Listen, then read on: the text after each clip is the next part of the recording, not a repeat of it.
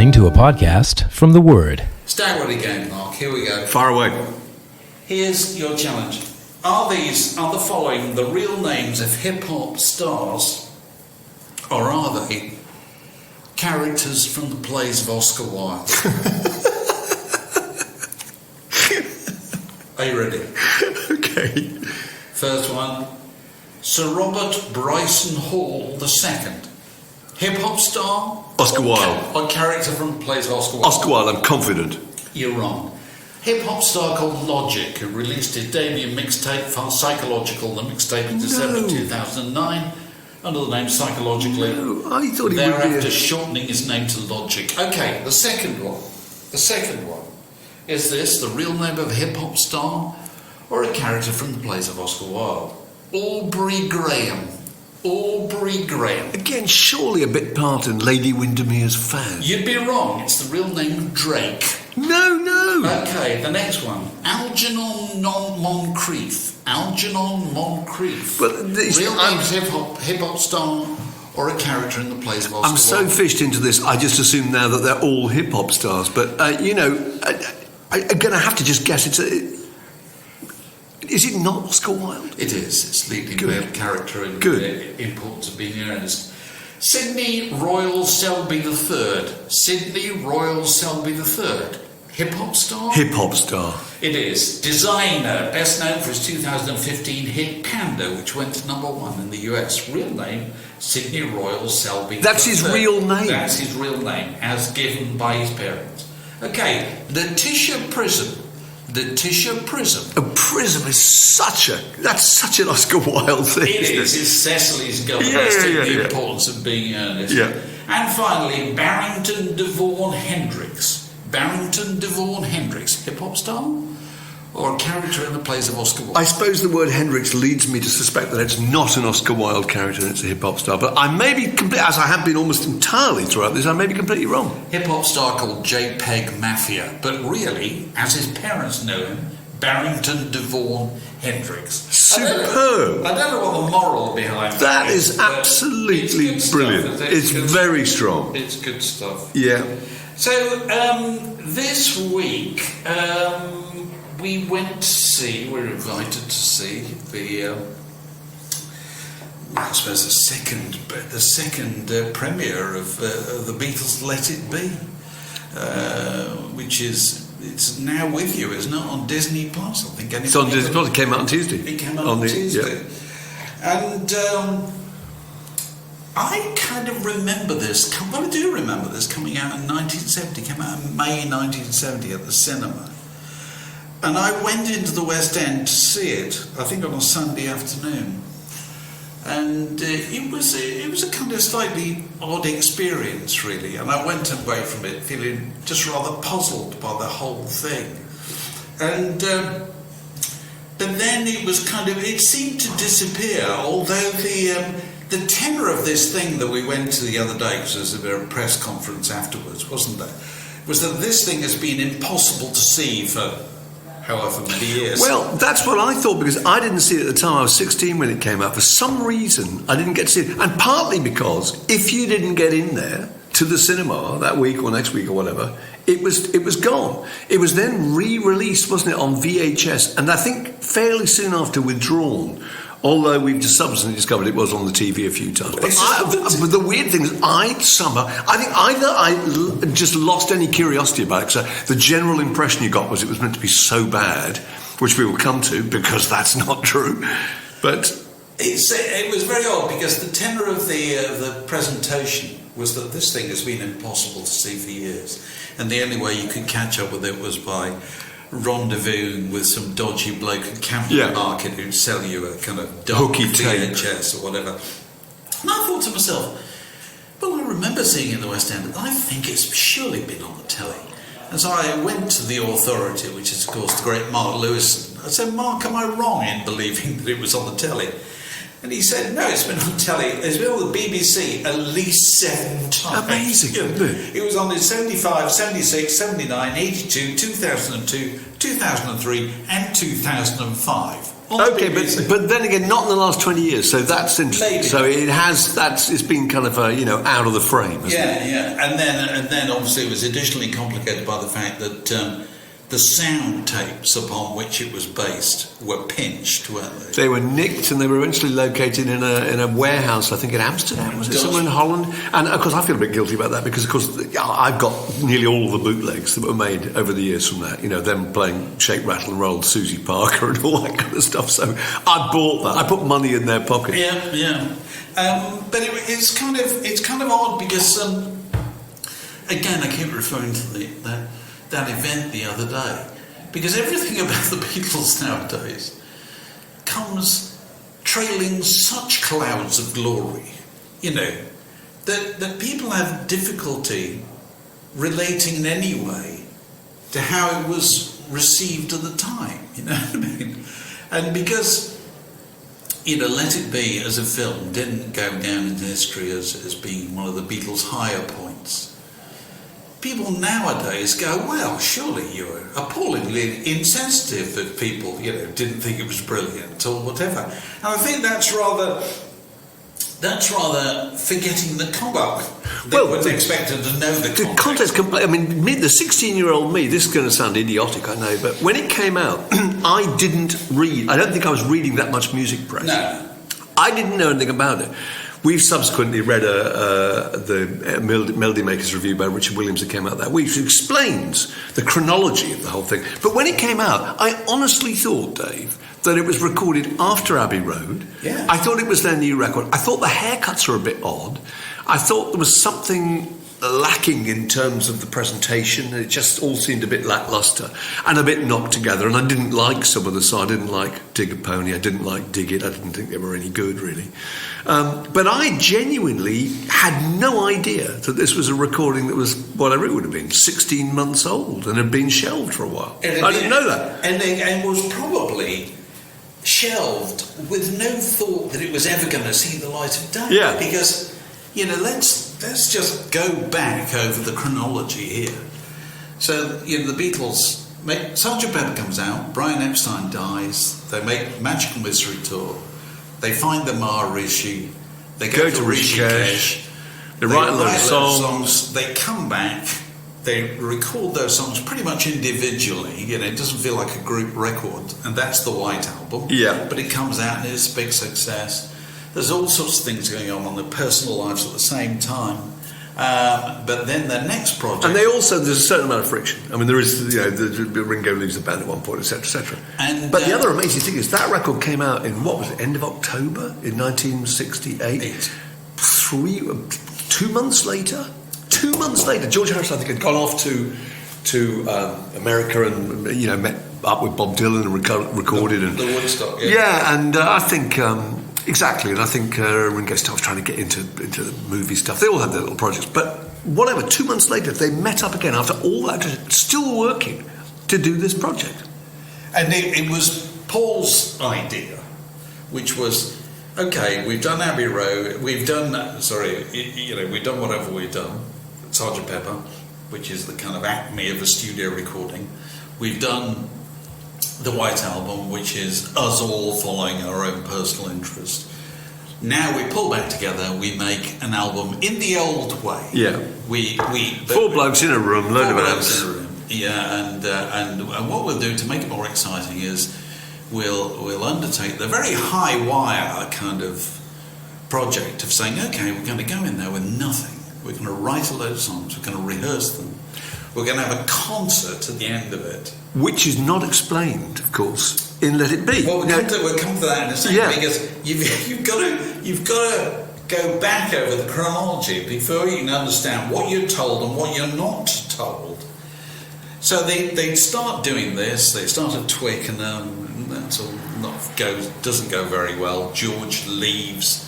George is in the middle of a kind of... George had a domestic with Patty who booted him out, I think on either 5th or 6th of January. So when you see him come in that morning looking a bit hungover and stubbly and homeless, he's done a bad thing. He's been probably has. He's done a bad thing. And so he's going through all manner of complicated private stuff. So, yeah, there's all that going on in the background. And so then they moved to Savile Row. It becomes clear that they're not going to do what Michael Lindsay-Hogg, the director, wants to do, which is to go off to Greek island or a Libyan temple or whatever, and have a fabulous picturesque concert. And the nearest thing you can get to it is, would you go up on the roof? Well, touch and go, but yes, they do go up on the roof, and they do what is subsequently became known as the Beatles' last concert, which is really misleading because it's not a concert, because they're not playing for anybody at all. It's a rehearsal on the roof. Yeah. And then Glyn Johns bungs all that stuff together into a record because George Martin is not really around, not in charge. Sends them that record. None of them like it, do they? They're not impressed by it. They're slightly embarrassed about the whole thing. That didn't work. They say, they like it at the time because in the film they're really delighted with it. That last scene when they play back the things, but subsequent to that they produced Abbey Road, which is a completely different but then they must have listened to it and thought, and listen, these were very commercial guys. These guys became famous by knowing what the public liked. Yeah. And they listened to it and they thought, this is not going to pass muster as a new Beatles album. I'll tell you what, let's go back into Abbey Road and let's make a record with George. With a load of the songs that we wrote during that period, actually, 6 of the songs that are. So then they go make Abbey Road, and that comes out before Christmas, and then they're pretty much broken up at that point. The shot of them going across the zebra crossing at Abbey Road is the last time they were all 4 in that studio.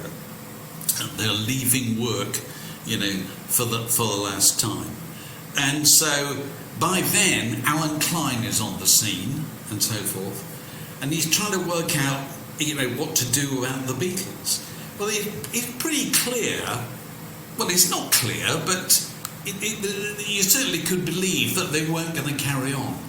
But on the other hand, the context of the 60s memories were so short, and people made stuff up all the time in the 60s.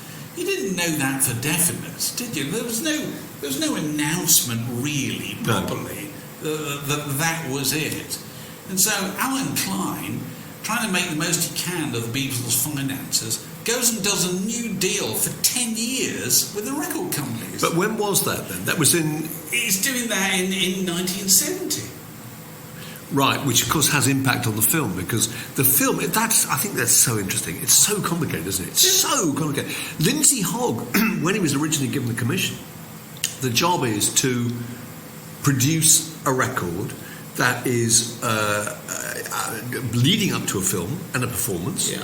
And in that time, which is a really good idea, not explained in the movie, that they're in 23 days, or it is, they're going to write 14 new songs, rehearse them and record them. He's going to film all that, So he was dealing with a band, a working band, a living band. There was no real indication they were going to split up.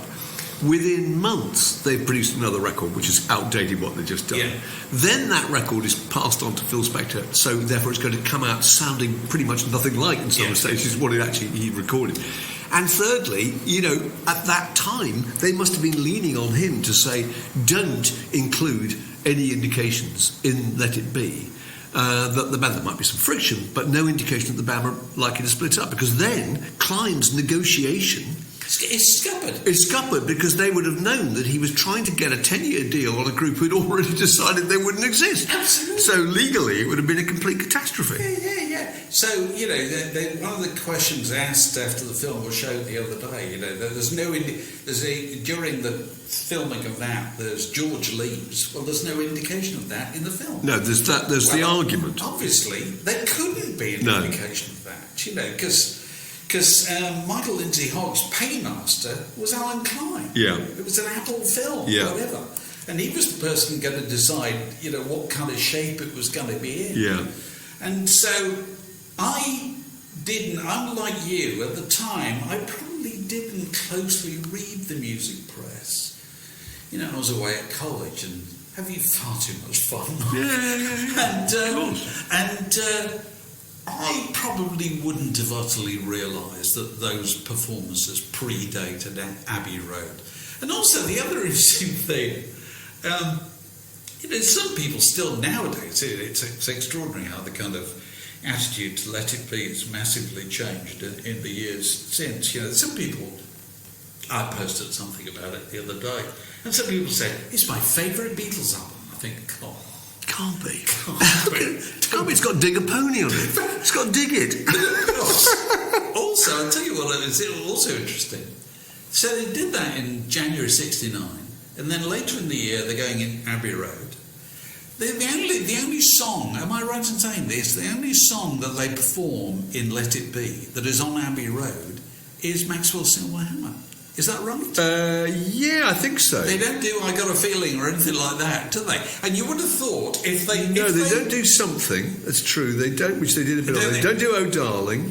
They do Octopus's Garden, which is a little bit of that. Starting to do Octopus's Garden. Yeah, okay. But otherwise, that's it. But if they really thought those songs were that good, they would have been on Abbey Road, which was their next record. And they wanted that to be really good, didn't they? Yeah. Well, that's the interesting things. And obviously by then, they'd obviously just stopped talking about it. It was kind of forgotten.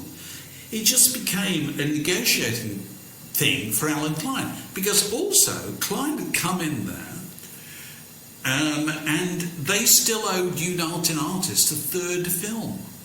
And he tried to get United Artists to accept Ringo's part in The Magic Christian as being the third film. And United Artists said, away with you, Sonny. That's not what we... So the Yellow Submarine not part of that package? Well, it doesn't really feature the Beatles, does it? No, I suppose not. And Beatles films. But for some reason, the contract will probably said live action or something like this. So, my wife said to me when I was going to this thing the other day, where are you going to? I said, I'm going to see Let It Be. Have you seen that before? I said, yes, I saw it in 1970. You said, and when I came back, she said, what was it like? I said, it's very complicated, I explained. And she looked at me like I was patronising. I said, I'm only going to explain it to you when you've got like 15 minutes you can sit down at a table and listen to me, which she duly did a couple of nights later. And frankly, she was glazing over halfway through my explanation. Because it's so complicated. Because it is so complicated. It's so complicated. It's unbelievable. And also, it was so difficult. Had he just simply put in, which I guess he couldn't, Lindsay-Hogg, a little frame at the beginning, saying, which was what Peter Jackson does, which is brilliant, saying they have 23 days to write 14 songs, to magic them out of thin air, rehearse them, record them, there's going to be a performance. If they'd explain that, because there is no chronology in Let It Be at all. No. There's a moment where Billy Preston arrived, you and I nudged each other and just pointed, going, and who? Nothing. What? Nobody says, oh, Billy Preston's here, let's get him in to play a bit of game. In fact, interestingly, when they appear on the roof, he is completely edited out. Whereas in Get Back, that's true. He's there. He's there all the way through it. Right. But you never even see. There's no presence. You don't see him arrive. Nothing. Just the four Beatles. You hear those keyboard parts. Various things. Linda McCartney doesn't appear in it at all. Not once. No. Literally not once. Her eldest daughter does. Yoko appears a few times, but otherwise, no. So there are just lots of different changes. It is a classic case of, and you've probably had a little bit of experience of this. If you ever do anything that's supposedly a band's official production, if you're ever involved in it, and I've occasionally been involved in this in a very small way, because with the whistle test and things like that. You got involved in doing things that were like, it was kind of co-production between the BBC and the band, because the band, it's access to the band is the holy grail when you're making films like this. So as a consequence, you cannot do anything that they don't want done. And at any given time, with any band, and I include from the Beatles to Level 42 to Simply Red to Oasis to anybody, there is always something going on that they don't want referred to. We can't go public on that yet, you know what I mean? But so just make sure. I once did a thing with the band many years ago, for Whistle Test, where it was being filmed in a rehearsal, and the plugger said to the director, don't film the bass player, we're firing him tomorrow. Yeah, you're not going to be in the band on Tuesday. I know, we can't say who the band was because it's a bit unkind. That's the reality of, And so that's what Michael Lindsay-Hogg was dealing with. Yeah. But I thought it was really interesting. There was an interview with Lindsay-Hogg with Peter Jackson. In fact, it appears, if you watch it on Disney Plus, it actually starts with a little interview. There's another interview he's given with Variety. And he says the same thing. After all this time, 54 years later, he's still saying, oh, God, but we should have had the amphitheatre. We should have had that's TV, that's a film director. And that's a film director. I feel real sympathy with him. It's a bit like when you were working in magazines and you had an idea for a feature and there was just one missing part of the jigsaw that wasn't there, and you'll just forever think it could have been better. And his whole thing is that once he got into his head that the Beatles were going to finish up playing an amphitheatre and it was going to be lit by torchlight and there was going to be an audience there and there was going to be the moon in the sky, and he just couldn't kind of scale it down to this drizzly afternoon on a roof in Savile Row. It's funny, there's that film Pink Floyd at Pompeii. Yeah. I think it's very good. Okay, I'm not a big Pink Floyd scholar. We're talking to Nick Mason next week. Ask him about this. He'll know about this. They're in the empty amphitheatre at Pompeii, and the only visual, apart from the four members of Pink Floyd, shirtless, aren't they? Two of them are, yeah. Okay, is a huge, great gong. Yeah. Yes. What's the gong used on? I can't remember. It's only played once. It's only played once. I can't remember which song it is. And he's only in there because the director insisted it be in there. Well, it's the central focal point of the whole thing. So they hands into it at one point. They had to do a song that they had no intention of doing whatsoever. Because there was a gong. Purely because, Yeah. That's what a film director... Yeah. It's like... I don't blame him. I must have told you this years ago. You remember that thing years ago? The comic strip used to do those films. The comic strip do the miners' strike. Do you remember that film? Yeah. Where Al Pacino plays Arthur Stark. Yeah. And they filmed it on location in kind of South Yorkshire, in an actual mining town. And there's a wonderful scene where the director's standing there with the art director, and the art director looking down this street which has got a kind of video rental store and a Chinese takeaway or whatever, and all the things you'd expect to have in a town in the mid 80s or whatever. And the art director goes, "It doesn't say mining town to me."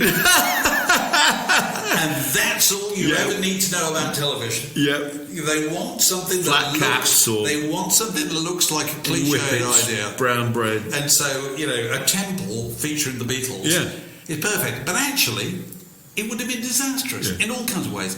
Because oddly enough, and this is the genius of the Beatles, not by anything they intended, but everything ended up being perfect.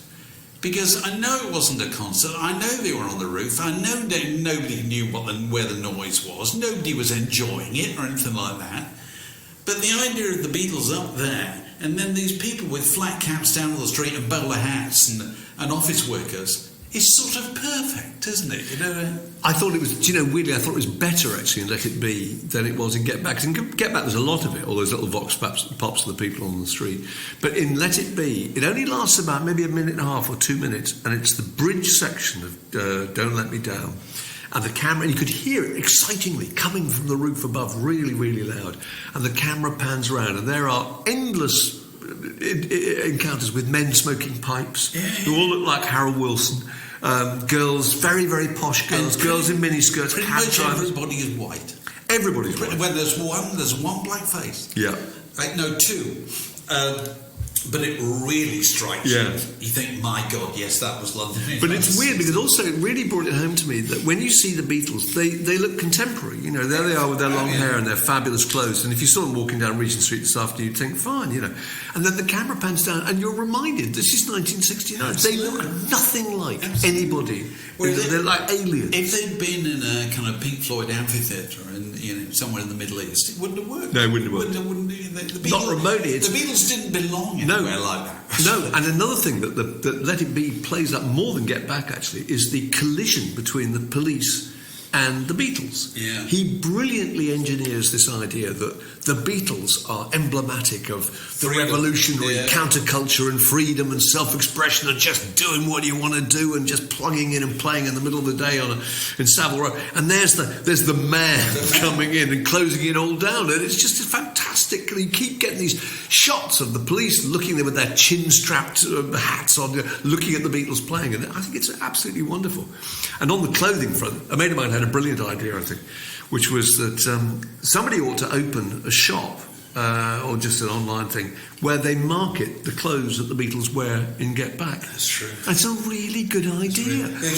Ringo Starr. Reopen the Apple Boutique. Yeah. Ringo Starr's incredible jackets. George's shirts. Ringo's red His PVC. Which I think was Maureen's, wasn't it? The PVC and Mac. it was Maureen's. And I tell you, I searched high and low in London looking for a thing like Did that. you? Lawrence Corner, which was Yeah. And that was the days when the PVC Mac that somebody had worn on the Arctic convoys during the war or whatever was a very popular item of clothing amongst long-haired students like me. But they tended to be black. Finding a red one, clearly nobody was having. It was only going to be made as an expensive fashion item. Absolutely.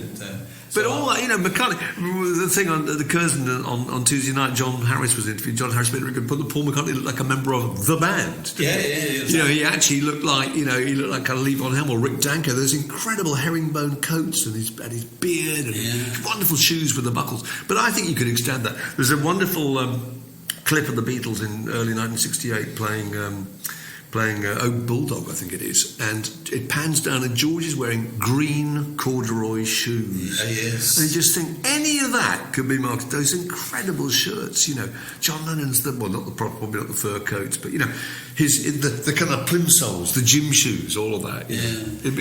People would buy them. The herringbone coat. A couple of other things struck me. And looking at what else was happening at the time that this film came out in 1970, well, loads of other things were happening. And so if you want to know why there wasn't a huge fuss about Let It Be at the time, and there wasn't even, controversial this may sound, there wasn't even that much fuss about them breaking up. Because I was 19 or whatever. We were talking about this, and I was 16, and I don't remember whether people cared, and I tend to think they didn't, because at the time, I was just obsessed with the whole idea of the rock underground. I discovered Free. I discovered, Hookfoot, Jethro Tull. Two things came out the same week as the Let It Be film in 1970. Free's All Right Now. Oh, yeah. Which was an enormous hit record. Was number one for weeks. Yeah. And, no party was allowed to take place without Free's All Right Now. And the other thing is The Who's Live at Leeds. Yeah. And The Who's Live at Leeds is particularly interesting because it indicated just how far behind the Beatles were when it came to live performance. Yeah. Because they hadn't done it for 3-4 years, whatever. They never had any experience of doing it with the new technology. They'd never played the Fillmores and all, the big amp systems. The Who had spent years pounding up and down states, generating a completely new kind of stage act, with these long numbers. And if you listen to the Live at Leeds, it was enthralling to hear that at the time, Well, it still is. It's a fantastic record.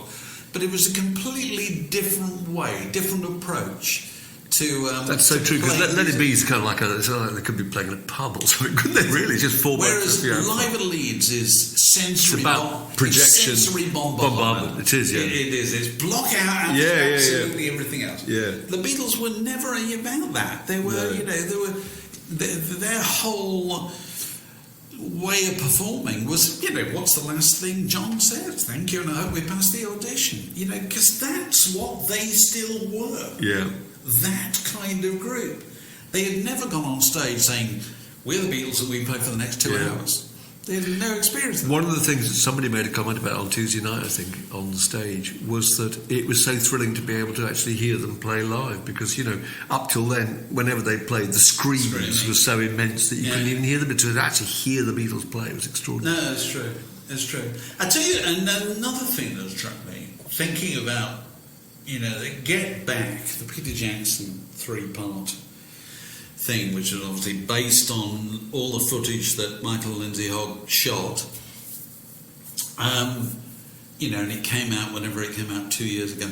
And you know, how fortunate we were in all kinds of ways that it came out when it did, kind of thing, because the technology was there to improve, you know, to rescue shots and extract sound and do all those things that they did. And also the streaming TV was there in order to give it a way to put it out.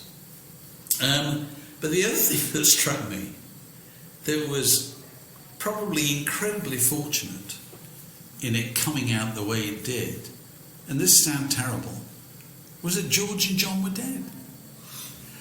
Now, if all four of them had been there and had had a complex post-Beatles history, A lot of that stuff wouldn't have been in there. wouldn't have been in there. No. And, Somebody would have said, no, you can't have that. I still think it's kind of a miracle that came out anyway, actually. But yeah, there'd be somebody weighing in and saying, that reflects badly on me. Yeah, absolutely. I never liked that song. Yeah. You know, all that kind of resentment.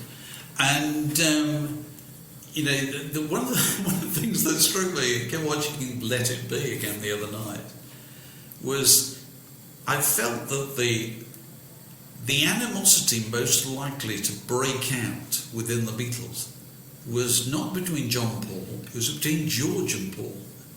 I always felt that George was looking kind of resentful. And Paul is always the person who elects himself the pack leader. You know what I mean? I'm the manager, this is what we're going to do.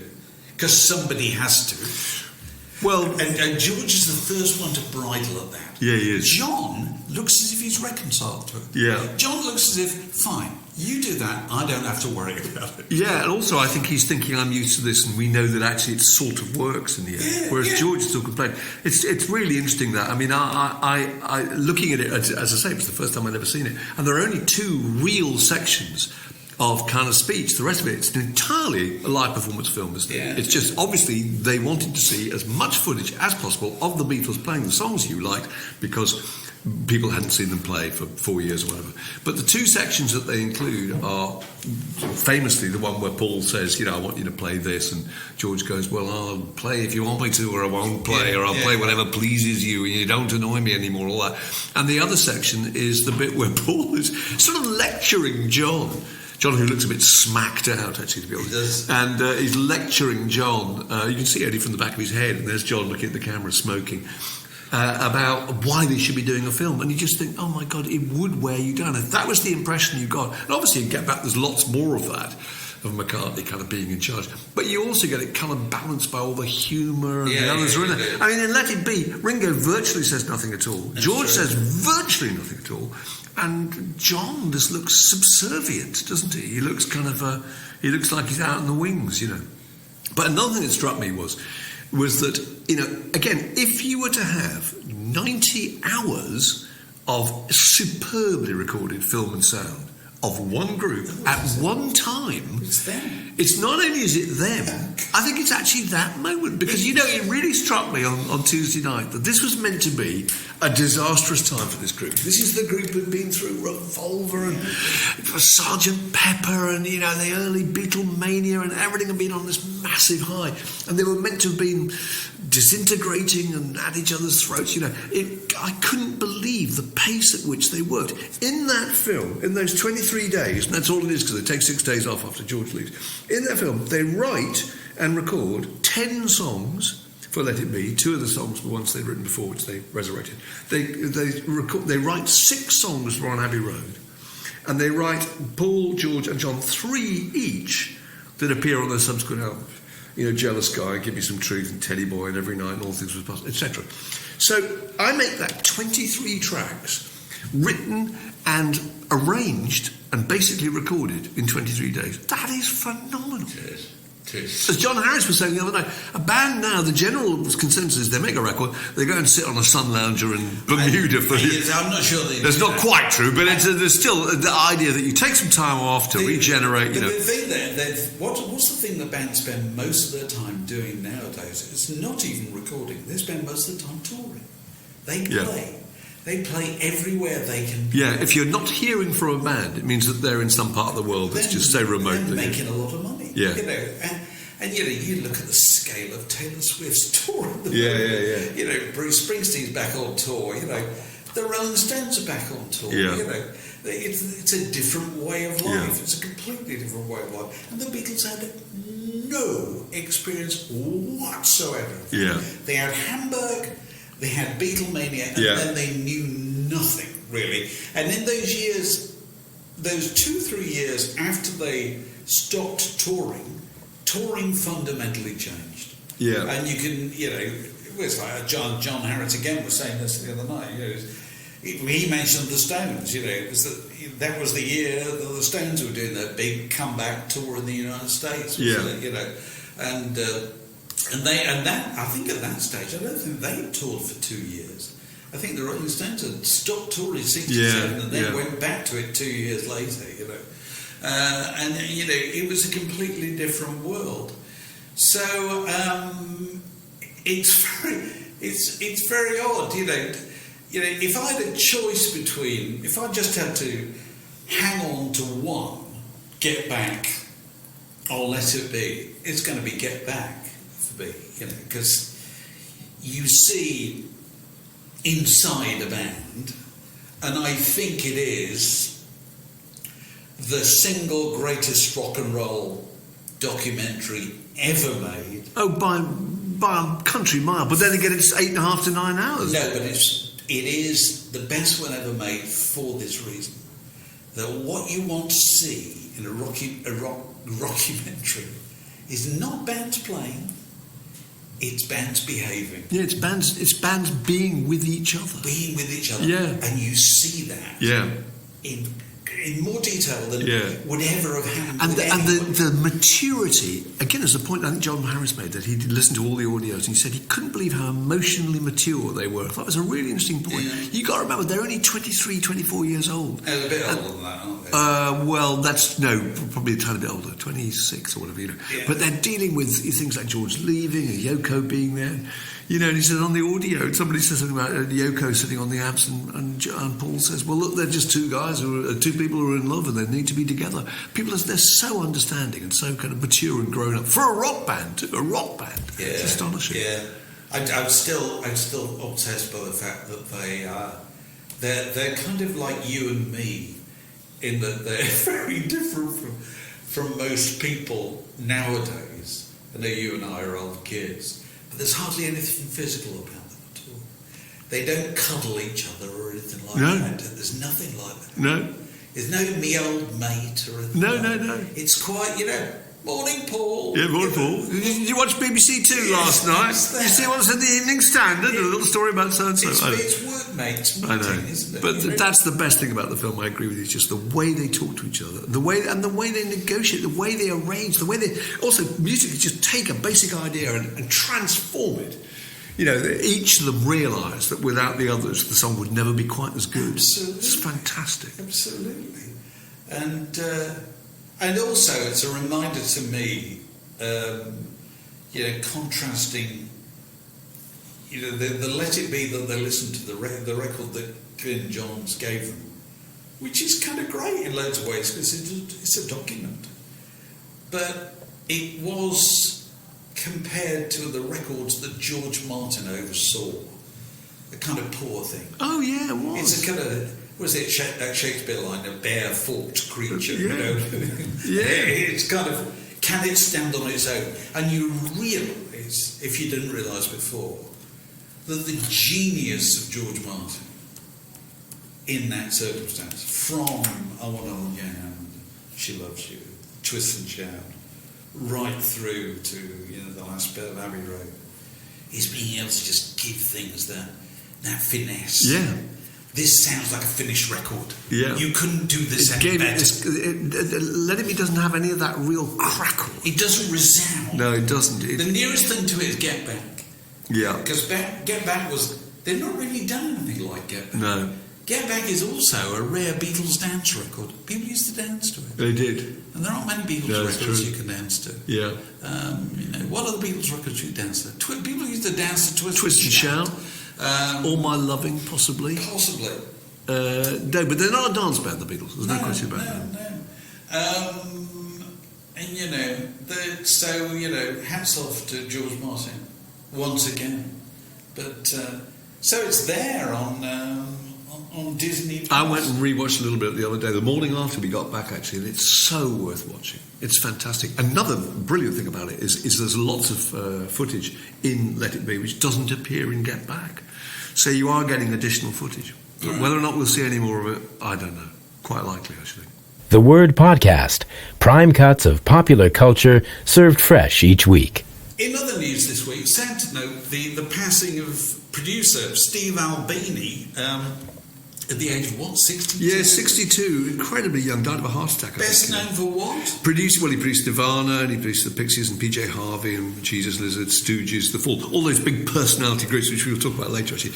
But we both were looking at a letter reproduced famously in the book Letters of Note that he wrote a letter to Nirvana about when they'd asked him if he'd like to be interested in producing in utero, and he writes them this very, very long, it's very a manifesto. Yeah, it is. I thought it was extraordinary. I'd never read it before, and if you haven't read it, do go and read it. Oh, it's fantastic. It's fantastic. I've just jotted down 2 or 3 of the points he makes because they're so interesting. Because he's not just talking to them about the likelihood of him producing. No, he's saying this is how I produce records, and this is my philosophy.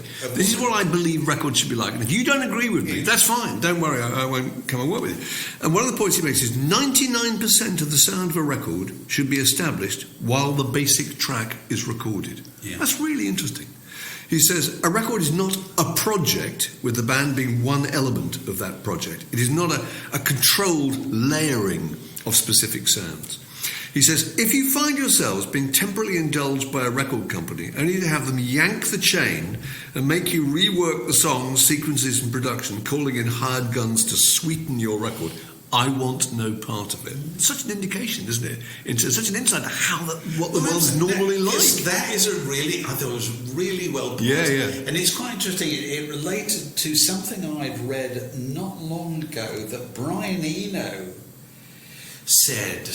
He must have said this in the 80s, I think, that he said that recording had changed from the capturing of musical performance to the layering of sound. Yeah. That's really what it was. And he said that many years ago. Yeah. Well, how much more is that the case now? Oh, unbelievable. Because that's what it is. It's the whole idea that you start a record by spending weeks just getting the right drum sound and then you layer in a bit of bass and nobody making that record necessarily has to be in the same room at the same time. Completely opposite what we've just been talking about before we Let It Be, obviously. But I thought so much of this was fascinating. He said... he's talking about making punk records. He said, making a punk record is a case where the more work you do on it does not imply a better result. No. You could extend that to most recordings, actually.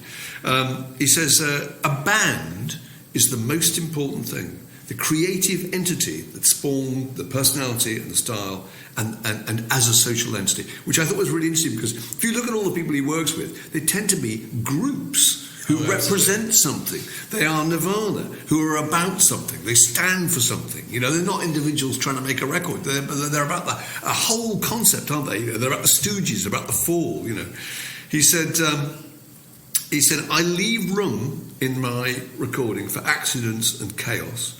And then he talks about money, and the stuff about money is fantastically interesting. Yeah. He says that a royalty for a producer is ethically indefensible. Because you forget this, a lot of people who work on a record agree to do so on the basis they will get some of the royalty on the song, which they didn't compose. All they did was maybe help arrange it and record it.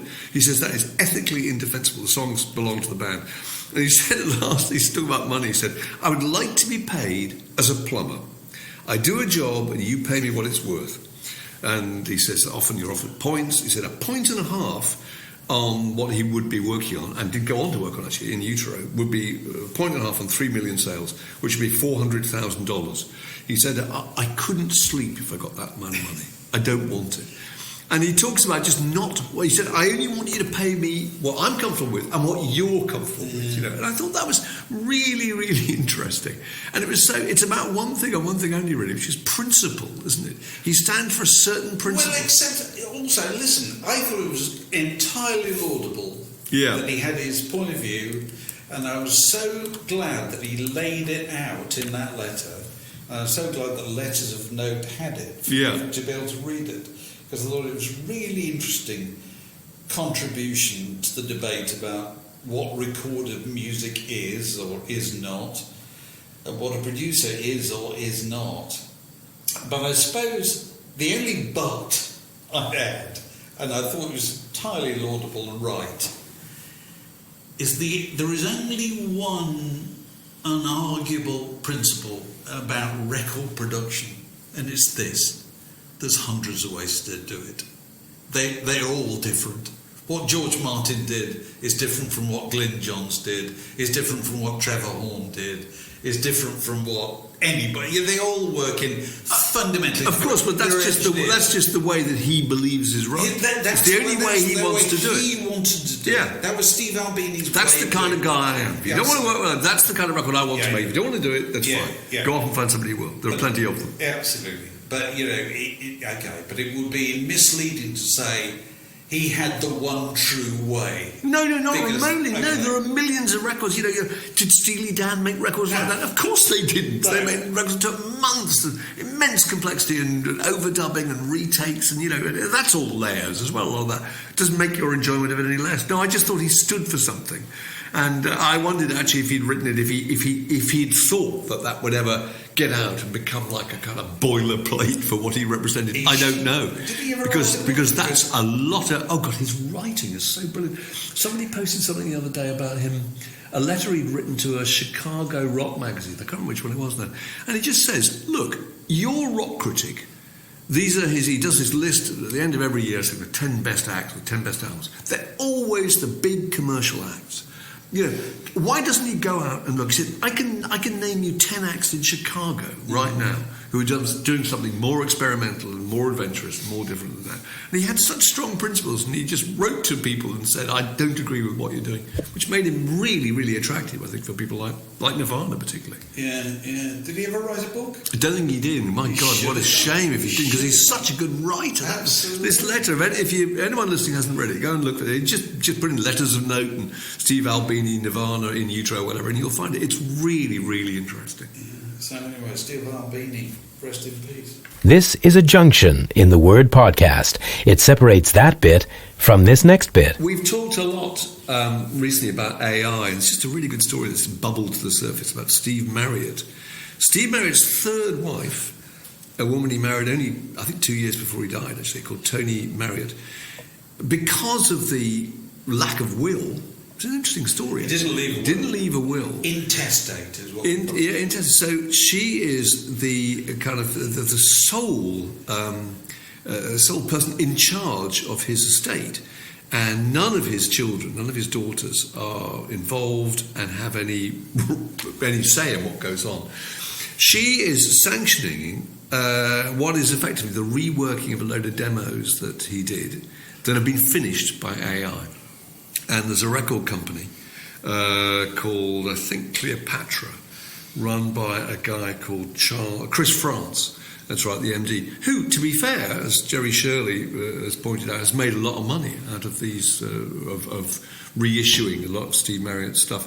But anyway, he's also sanctioned this too, and refuses to be put off by the fact that not only do all of Marriott's children, but, you know, Robert Plant and David Gilmour and all sorts of other people have complained and think it's absolutely appalling. Rob Plant actually said, this is a far cry from what any of us dreamt of when we set off into the wonderful world of music. We can't just stand by and let this unfold. Because Plant Paul was Rogers, also, Paul Weller, Plant was also very early Small Faces fan, wasn't he? Oh yeah, I think he was. He used to turn up at gigs when he was unknown. Yeah, he was. He used to model himself from Marriott. Yeah. And obviously, people like Plant and Gilmore, did you say, or whatever. But what happened was Jerry Shirley got involved. Jerry Shirley said, why don't you make some versions of these AI finished Steve Marriott songs, and then we can hear them, and said that he heard them and they compared them and said they were absolutely horrible was the word he's inside, anything like him, etc., etc. And so they have actually shelved that project, but the managing director says it doesn't mean that the AI version won't exist because there are other suitors. So what he's actually saying is, I don't care. You can't stop me doing this. Yeah. If other people are interested, other people are interested. That's presumably as long as you clearly label the fact that it's finished by AI. There might be a market for it, I don't know. But it's interesting, isn't it? You just got no idea what way all this is going to go. Well, you do know the way it's going to go. Yeah. This is the way it's going to go. The money will dictate. Yeah, it will. It's going to go. Yeah, and when all the people who did these things have shoveled off this mortal coil, it will just be...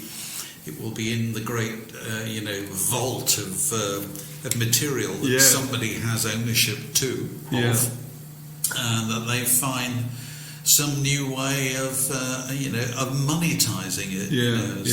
As they would say. I don't think there's any way around it really.